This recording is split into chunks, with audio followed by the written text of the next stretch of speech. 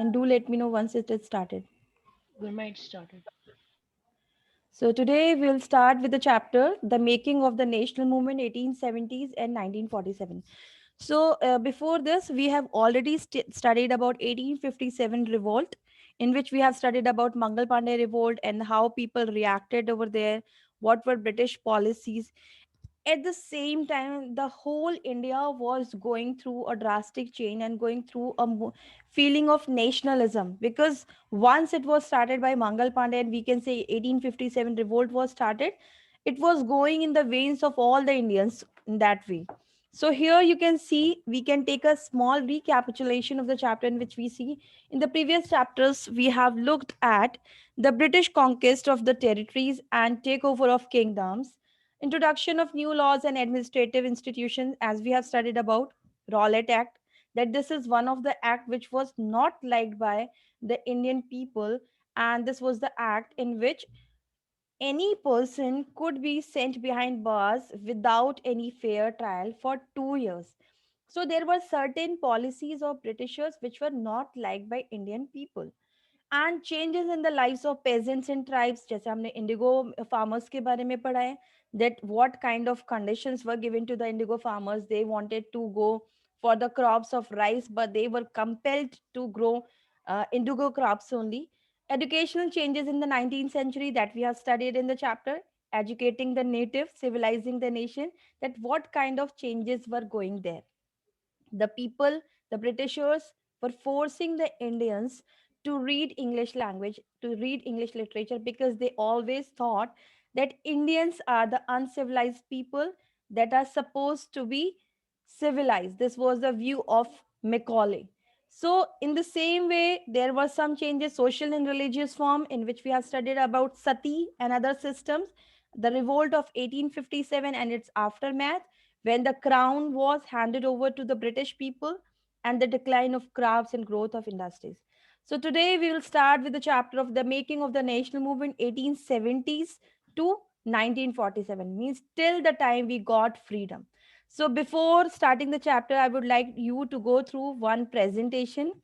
This is a very nice presentation of Tata classes. You can see here.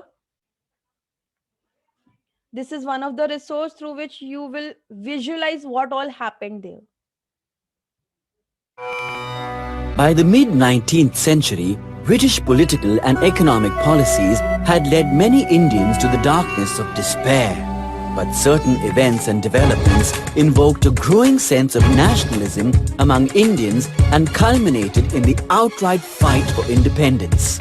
Pick each factor to learn more about how it contributed to the rise of nationalism in colonial India. So here you can see that there are few causes written for the rise of nationalism. Nationalism was not just one thing which started just because the cartridges were used, were made of the fat of the cow and pigs. They were not only because of the Western education, there were a lot of factors behind it. So let's go through the factors. The revolt of 1857, these are few of the causes which have been mentioned here. Very beautifully it is explained here.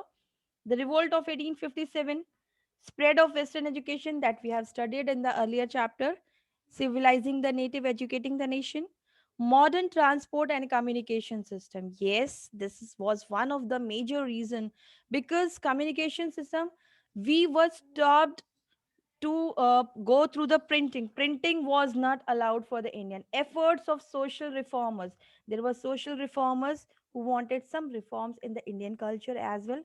Growth of regional press and literature, economic exploitation in the names of some taxes or other things, racial discrimination in the names of black and white, the Ilbert Bill controversy, and the formation of political associations. So let us go through with all these causes which were behind there of the rise of nationalism. So let us go through it. The other one we can find here is,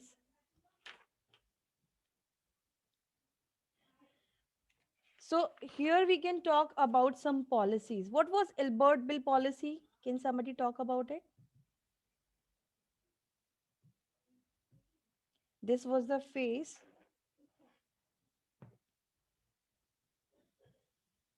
One second. Let's go through the next video first.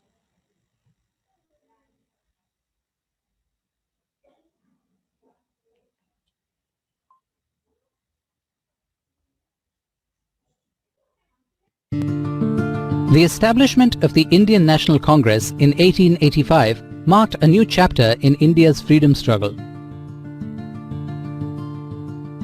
The activities undertaken by the Indian National Congress from 1885 until independence can be broadly classified into three phases: the moderate phase, the extremist phase, and the Gandhian era. The moderate phase was led by Congress leaders from the educated middle class that demanded administrative reforms, civil rights, and economic benefits in the larger interest of all segments of society.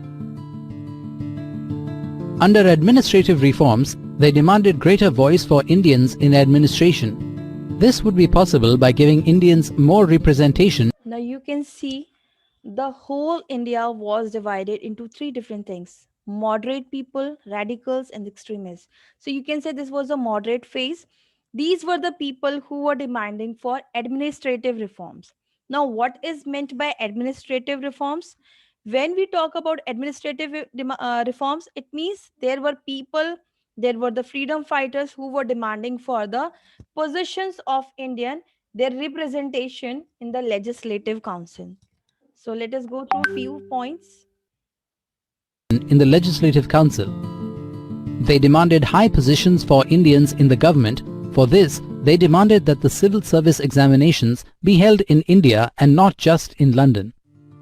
Some other reforms included separation of the judiciary from the executive, repeal of the Arms Act, and freedom of speech and expression. So these are the few points that we can discuss here. More Indian representative in the Legislative Council. Now this was the main demand or the major demand of the moderate people. They wanted to have a representation in the Legislative Council.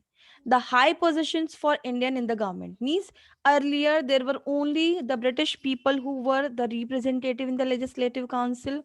They were the only people who were having the higher position in the government, and these were the people who were having ICS examinations in their means.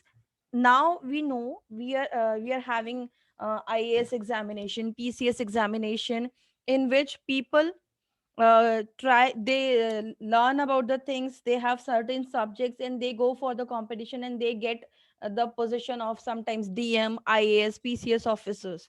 Earlier only the British people, those who came from London, they used to qualify this exam, ICS examination, Joseph London examination. And what was the drawback of these examination? The people in India were not allowed to get higher position in the administrative system. Means we could not become the magistrate, we could not become IS officer, PCS officer, and we could not get higher position. Similarly, in the judiciary, separation of the judiciary from the executive was one of the major cause, one of the major demand, and repeal of the Arms Act. What was the Arms Act? According to Arms Act, none of the Indian was allowed to have any legal or illegal arms. Means the Indians were not supposed to keep arms with them. Freedom of speech and expression, definitely Indians did not have any freedom of expression. As we have already studied, there was an act according to which there was Vernacular Press Act, according to which Indians were not allowed to speak anything wrong about the Britishers, and they were also not allowed to speak or to print anything against the Britishers in their magazines or newspapers. Now let's see what the other people are saying. The demand for Indianization of the administration arose as most important jobs at the time were monopolized by white officials. The British generally assumed that Indians could not be given positions. A term has been used here, monopolized. What is the meaning of monopolized? Means there was a monopoly of Britishers over the administrative seats, administrative positions, and the judiciary positions. Only the British people, only the white people could have a seat on administrative places and at the judicial places. Means these were the only people who could take higher decisions. All the fate of Indian people was there in the hand of Britishers only. They were the only people who could take a decision, which moderate people were against of. Of responsibility. Also, the British officers were sending a major part of their large salaries home. The moderates hoped that Indianization would also reduce the drain of wealth to England. The moderates also raised their voice on economic issues such as the unfair system of land revenue that had impoverished the peasants and the zamindars, especially in times of famine. Export of food grains to Europe had further caused food shortages. The Congress leaders demanded a reduction in land revenue, resolutions on salt tax, cut on military expenditure, more funds for irrigation, better treatment to be accorded to Indian labourers abroad. Now you can see there were two, three things which were observed by the moderate people. These people were educated people and they could see what all was happening behind the scene, what all the Britishers were doing. So the Britishers were collecting money in the name of taxes from the Indians, and all this money was going to the British country, to London and other countries. And this was the loss of Indian people. So this was one of the major reason why the people wanted to have ICS examination to be held in India and the seats should be opened for Indian people. Other than this, there was one more demand, that there was higher taxes for Indians. So the taxes should be reduced because it was only fulfilling the needs of the zamindari system. So it should be reduced in reduction in land revenue, resolution on salt tax, cut on military expenditure. Because there was one more thing. Let's They also highlighted the suffering of the forest dwellers that had been caused due to interference by the forest administration. The moderates wanted to create an awareness of the unjust British practices, so they published newspapers and wrote articles to highlight how the British rule was leading to economic ruin of the country. They criticized the British rule in their speeches. Now, two things. One thing I was discussing about the zamindar system. There was a zamindari system in which all the zamindars were taking higher taxes from the farmers and from the peasants, and that was the economic exploitation of the peasants. They were not only forced, they were not only compelled to forcibly grow the crops which were demanded in the European market, but also they were paying high taxes for their own crops being grown there. Second thing, they were not allowed to go for any printing press. They could not publish anything which were against the printing press and against the Britishers, and printing press was not allowed. But still, there were some moderate people who published few newspapers, who wrote few articles and gave speeches against the Britishers. And that is why the Vernacular Act was passed, according to which Indians were not supposed to speak a single word about the Britishers. The moderates believed that the British had respect for ideals of freedom and justice and hence would listen to their demands, so they gave petitions to the government to make them aware of the feelings of Indians. Now one petition was filed and it was given to the government so that they could know about what is the feelings of Indian, because Indians were feeling suppressed, they were feeling exploited, the peasants were feeling exploited, and their culture was being suppressed. So this petition was given to the government, to the British government, so that they could know what is going in the heart of the Indians. By the 1890s, Indians started questioning the political style of the Congress. Leaders like Lala Lajpat Rai, Bal Gangadhar Tilak and Bipin Chandra Pal criticized the moderates for their methods of peaceful agitation and started a more radical approach to gain freedom. Now the Congress was divided into two groups. One was the moderate group and another was a radical group. What was there in the group? Let us see, just 1 second. They envisaged India as an independent, self-sufficient and a self-reliant nation. In this context, they believed that Indian people must rely on their own strength and not on the good intentions of the then government. They also propagated the idea of Swaraj or self-rule. Bal Gangadhar Tilak raised the slogan, "Swaraj is my birthright and I shall have it." So, three most important people known as Lal, Bal, Pal, Bal Gangadhar Tilak, Lala Lajpat Rai, and Vipin Chandrapal. Three people were there who were there from the radicals group. The two names, moderates and radicals. Moderates, those people who always looked for a moderate way, neither too low, neither too non-violent group, nor an extremist group. They were not on the either side of the poles.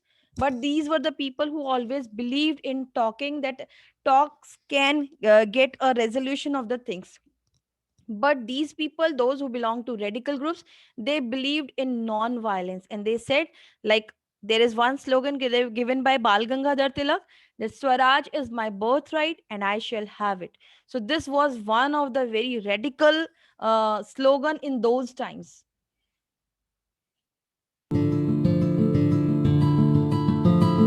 The biggest challenge to nationalism came when Lord Curzon partitioned the Bengal presidency in 1905 on the grounds of administrative convenience.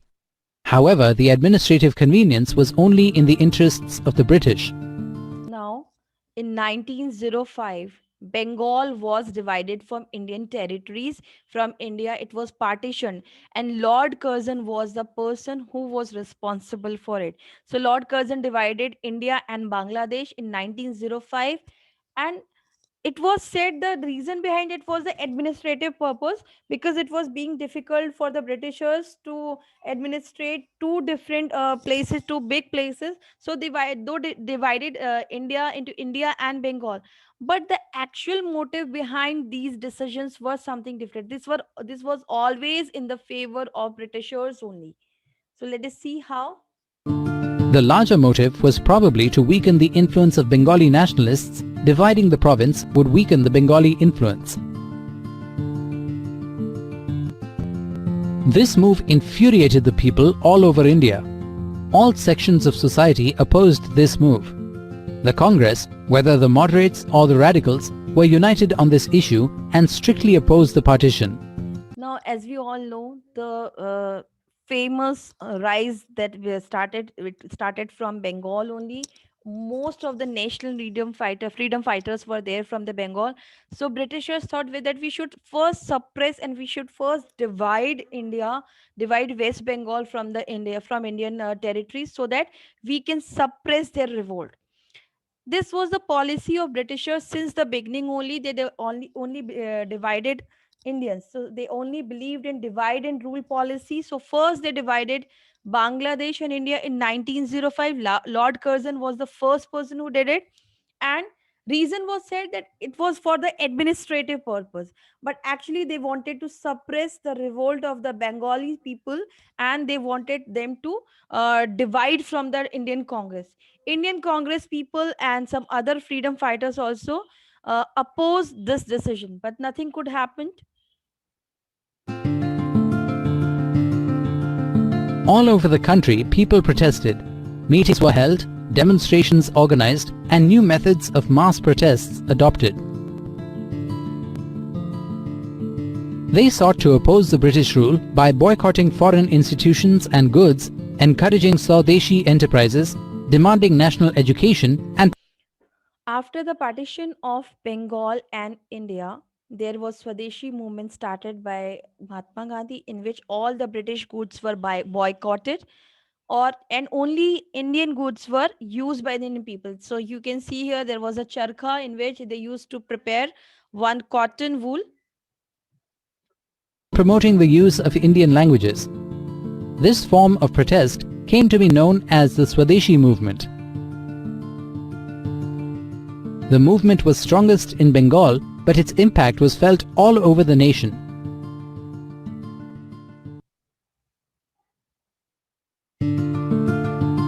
In 1906, a group of Muslim landlords and Nawabs formed the All India Muslim League in Dhaka.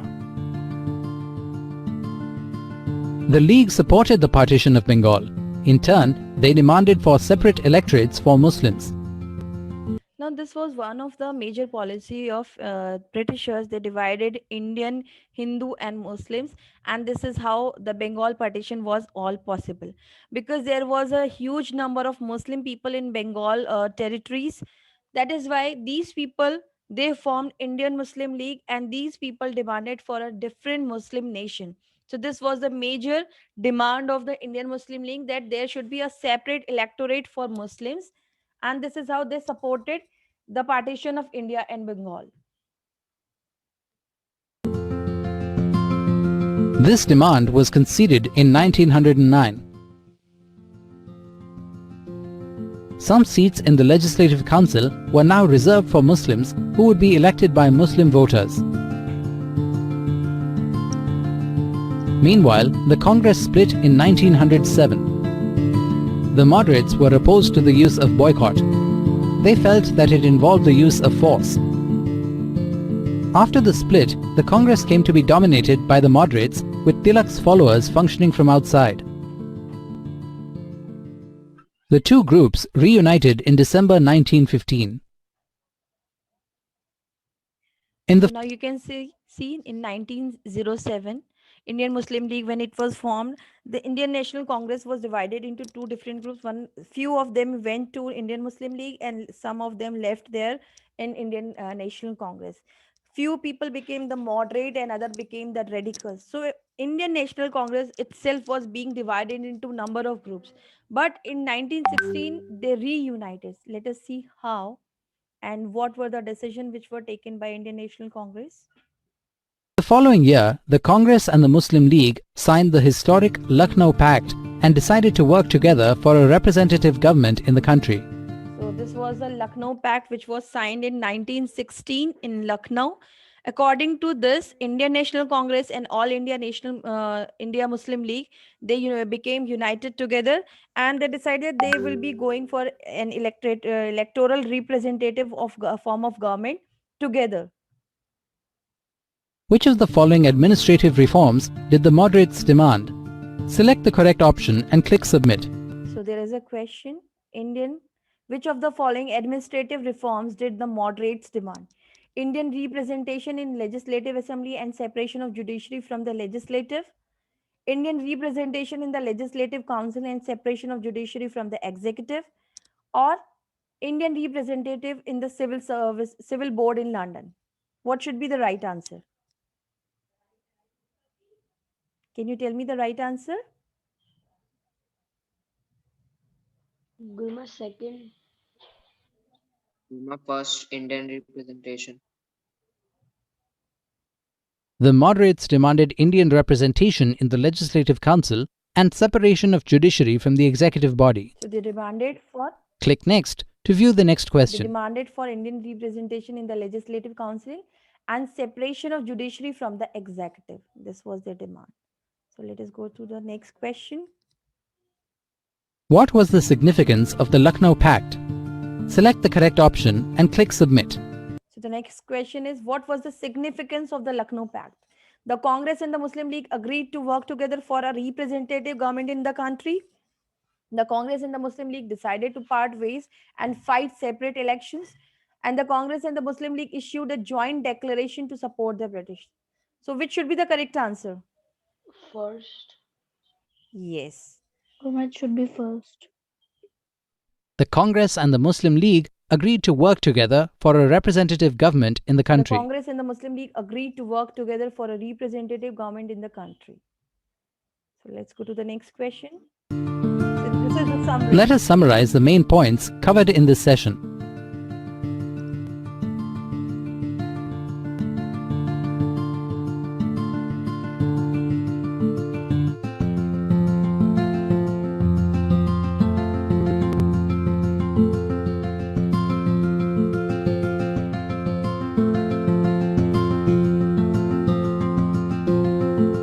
Let us summarize what all we have covered till now.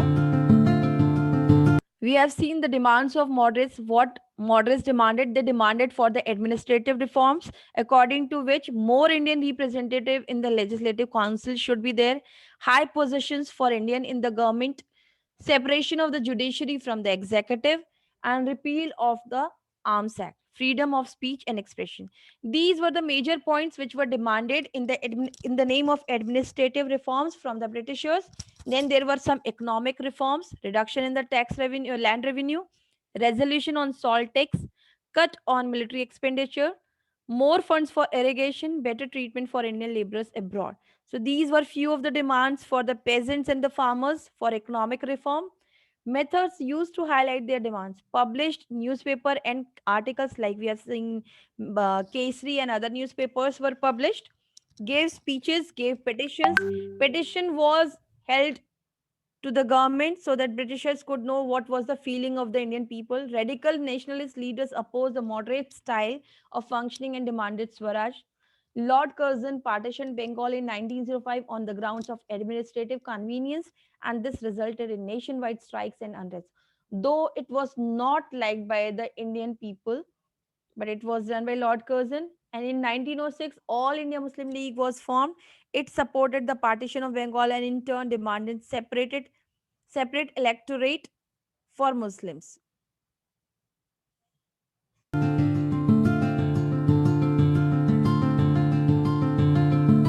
in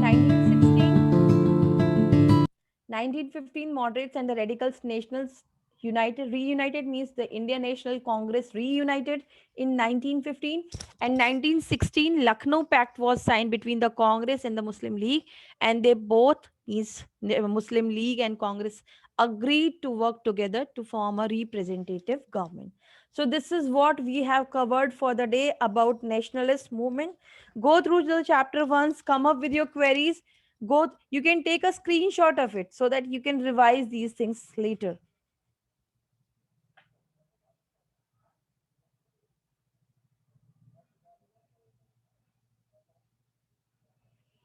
If you have any query, any doubt related to the chapter, you can ask me. These are the few major points which you need to cover in this chapter. That when was the Muslim League formed, when was Lucknow Pact was done, what were the demands of the Lucknow Pact, what were the demands of the moderate and radical people separately, who was the person who was there behind the division of India and Bengal. So these are the major points which we have covered today. So go through the chapter, revise chapter thoroughly, and come up with your queries next day. Okay? Bye, Gurma. Bye. Bye, Gurma. Like, Namaste, Have a Gurma. good day. Bye, everyone.